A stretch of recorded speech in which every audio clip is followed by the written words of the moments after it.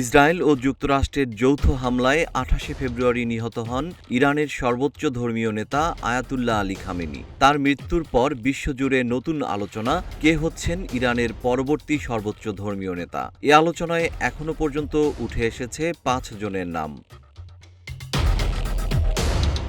আলোচনার শুরুতেই উঠে এসেছে ৫৬ বছর বয়সী মোজতাবা খামেনির নাম।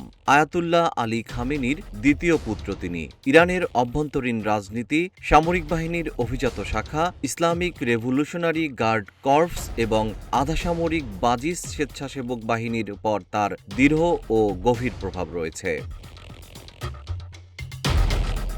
এরপরে শোনা যাচ্ছে খামেনির আস্থাভাজন এবং প্রতিষ্ঠিত ইসলামী পণ্ডিত ৬৭ বছর বয়সী আলী রেজা আরাফির নাম। আরাফি ইরানের আলেমদের পরিষদের উপচেয়ারম্যান এবং ক্ষমতাশালী গার্ডিয়ান কাউন্সিলের সদস্য।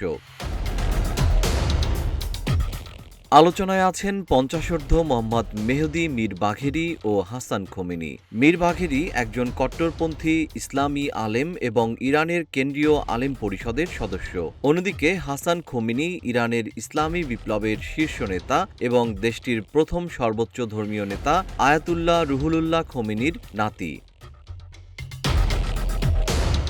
এছাড়া ষাটোর্ধ্ব হাশেম হুসেইনেরও নাম শোনা যাচ্ছে ইরানের পরবর্তী সর্বোচ্চ ধর্মীয় নেতা হিসাবে।